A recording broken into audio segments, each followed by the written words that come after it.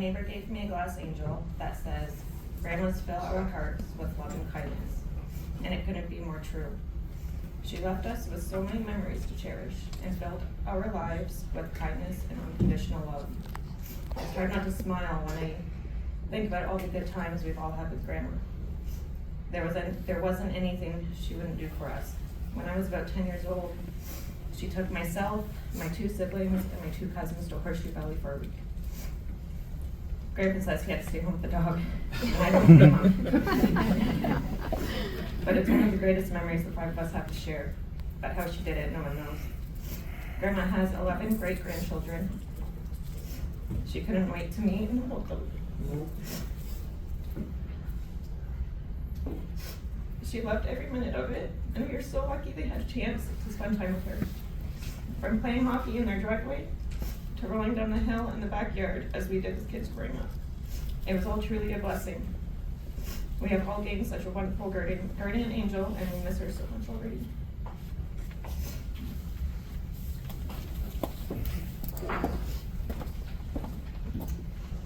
Thank you. Tracy, Lynn's daughter.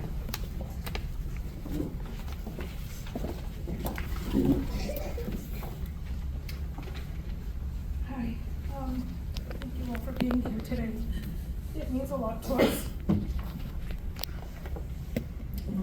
We're all here to honor and celebrate the life of a beautiful mother.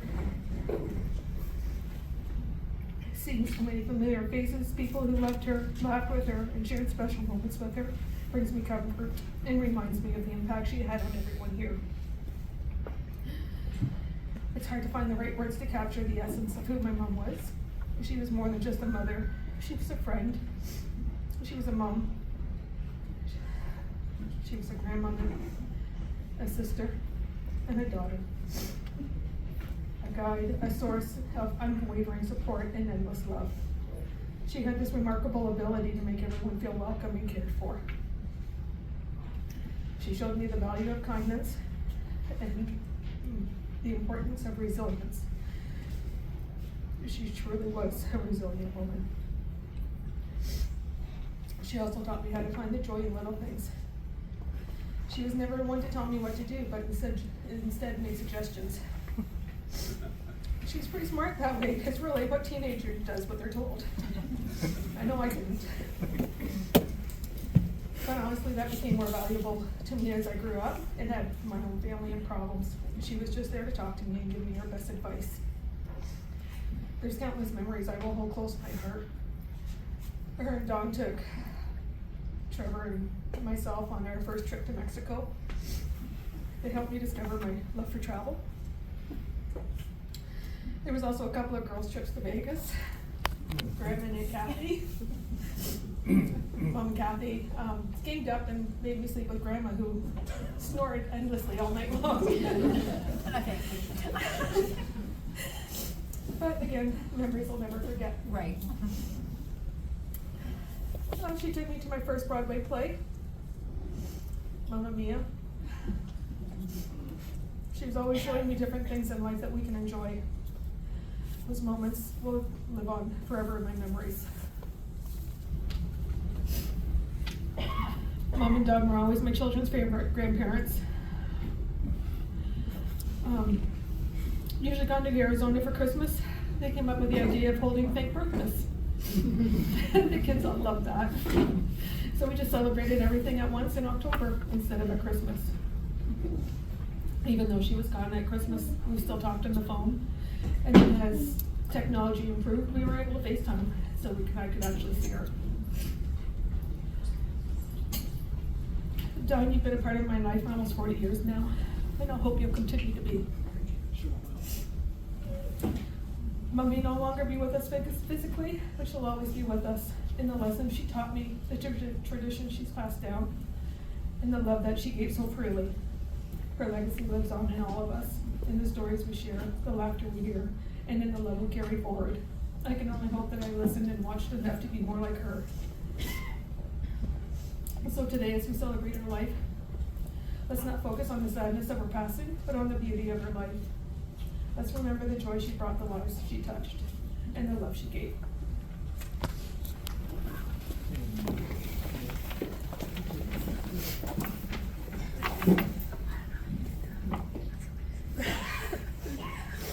you, Tracy. I know how hard that is. I learned just recently, and I wish that I could have called her this, and that is that Lynn was like my bonus aunt.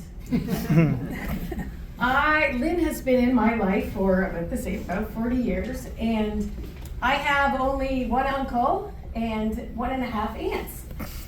And Lynn, as a bonus aunt, was a remarkable influence to me because I didn't have a mother role model. Lynn became my mother role model, my sister role model, my grandmother role model, and maybe someday my great-grandmother role model. And when I think of Lynn, I could have to make it simple and say there are 3 adjectives that I think, in my experience of Lynn, sum her up. One is grace. The second is resilience. And the third is joy. I admired and adored her, and as you heard her grandchildren and Tracy say, there was an essence and an aura about Lynn that was just about grace, about warmth and love and generosity and welcomeness. I never heard her say a bad word about anyone or anything. And she wasn't naive. She wasn't just, glasses, rose-colored glasses. I think she legitimately experienced all of her relationships and all of her life experiences the best, most glass-full type of way that you ever could. She had grace in her style, in her demeanor. She wasn't, overdone or tried too hard. She had grace in her hospitality, in the way that she engaged, and she knew everything about every grandchildren and every great-grandchildren, beyond birthdays, like what they were in at school, and what sports, and what position they played, and what challenges and successes they were having. She just, to me, was the epitome of grace, almost princess-like. And resilience. I looked up the word resilience in the dictionary today. I had to make sure I was using it correctly. The ability to successfully adapt to difficult or challenging circumstances. Her resilience was remarkable. If you go back, 60, 55 years, she embarked on a career caring for others in nursing. She was an amazing, engaged, single mom to 3 amazing kids.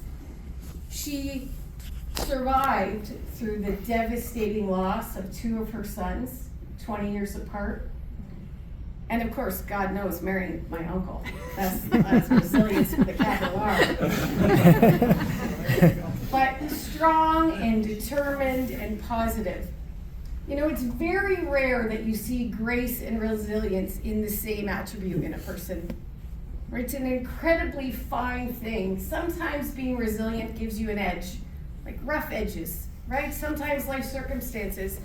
And that's where this last attribute of joy, it was the only word that I could use that would capture her lovingness, her lovableness, and her belovedness. Tracy's words, her grandchildren's words, Hazel's words, and all of your presence here is a testament to a life well lived and a life well loved.